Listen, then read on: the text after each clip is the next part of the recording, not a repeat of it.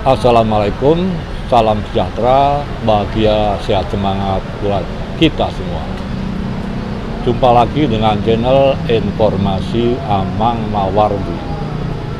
Saya sekarang berada di Bengkel Kopi Surabaya di Jalan Raya Prapen nomor 22 Surabaya. Saat ini di lokasi warkop ini tengah berlangsung pameran Ekspresi 12, pameran lukisan yang diikuti oleh 12 pelukis dari Surabaya dan Sidoarjo.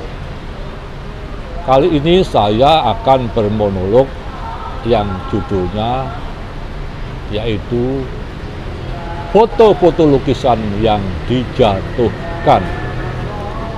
Kisah sesungguhnya berlangsung sekitar 20 tahun yang lalu. Ini menyangkut cerita tentang seorang pelukis muda yang meskipun masih relatif muda, pelukis ini pada waktu itu sudah cukup terkenal, sudah berhasil sebagai seorang pelukis dalam konteks kekaryaan maupun finansial. Sekarang sosok ini malah lebih terkenal lagi, namun dalam kisah ini, dalam kisah yang saya monologkan ini, mohon maaf tidak saya sebutkan namanya. Sekali lagi mohon maaf. Nah, cerita yang dimulai oleh, maksud saya yang bersumber dari sosok pelukis ini, asalnya bukan diceritakan oleh pelukis tadi, tetapi oleh teman saya, seorang karikaturis, seorang pelukis yang sahabat pelukis tadi. Mereka sama-sama kuliah dengan latar belakang pendidikan seni rupa. Nah, teman saya ini, seorang karikaturis ini yang belakangan saya dengar dari istri saya juga menjadi seorang ustadz. Nah, sosok pelukis muda yang cukup berhasil tadi itu digambarkan oleh teman saya yang karikaturis ini sebagai sosok yang tak bisa sebut sebagai seorang seniman yang cukup sukses dalam bidang kekaryaan maupun dalam bidang finansial. Artinya pelukis ini selain lukisannya bagus atau dianggap bagus, dia juga berhasil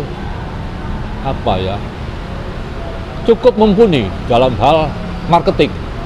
Nah, dia punya strategi yang hebat.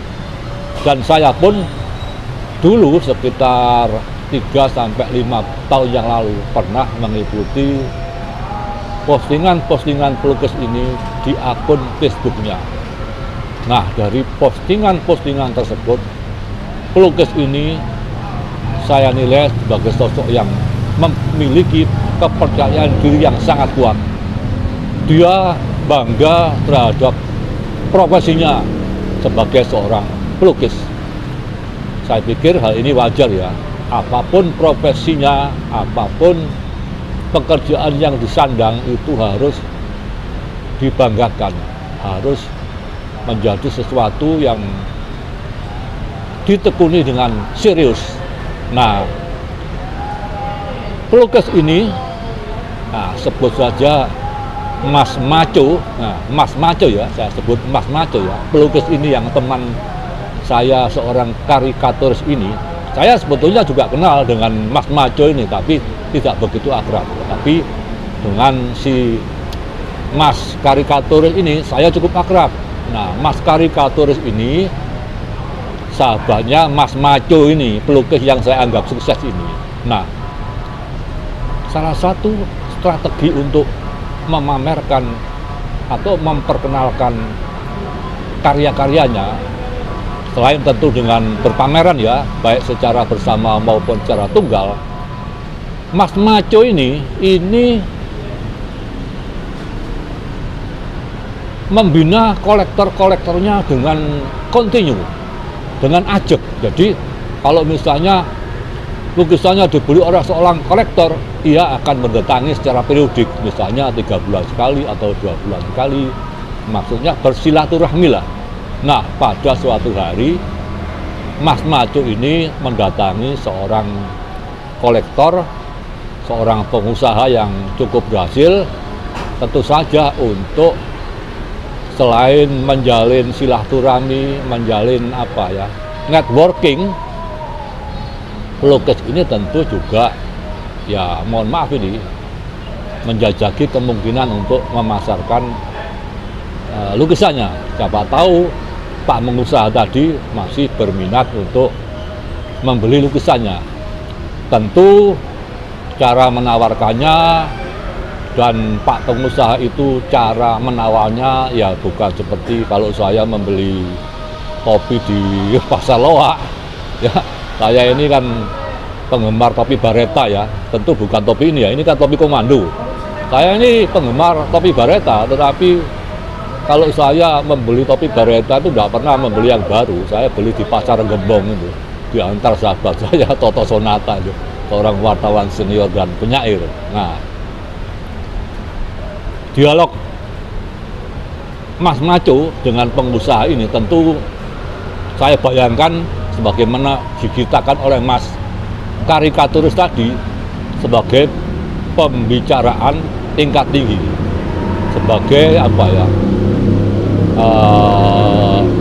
mungkin kalau bisa disebut negosiasi ya negosiasi tingkat tinggi, dengan bahasa, dengan gestur, dengan ucapan-ucapan yang bersayap, ya bukan seperti yang saya ceritakan tadi. Kalau saya menawar topi Bareta di Pasar Loak Gembong, ya bukan seperti itu.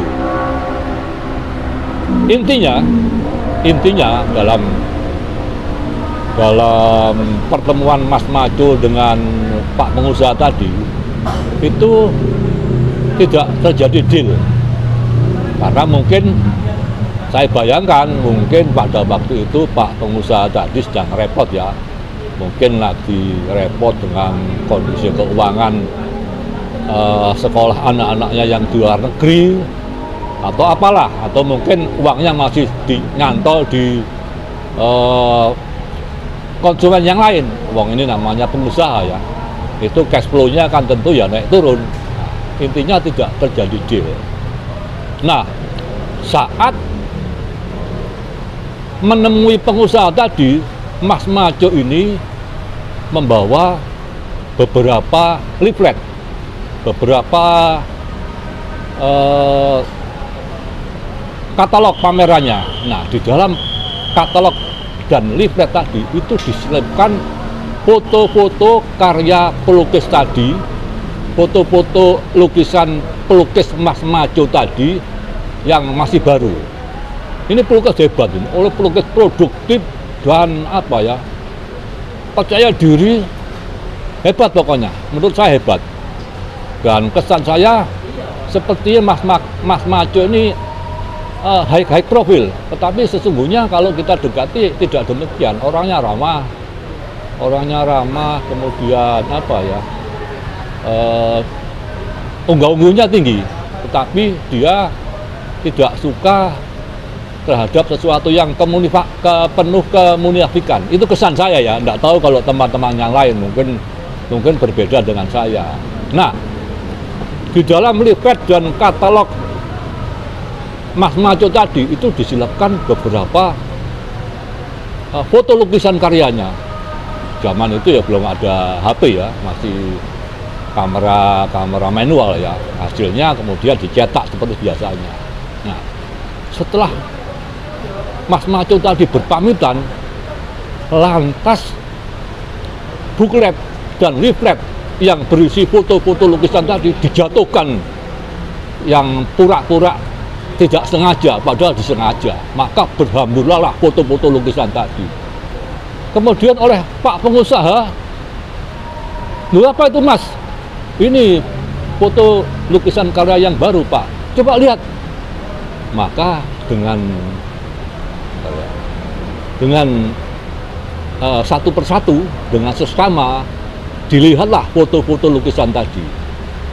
Maka apa teman-teman hasilnya? Terjadilah deal. Dua lukisan sebagaimana yang ada di foto-foto yang dijatuhkan tadi dibeli oleh Pak pengusaha tadi. Nah, inilah salah satu strategi marketing dari Mas Majo tadi.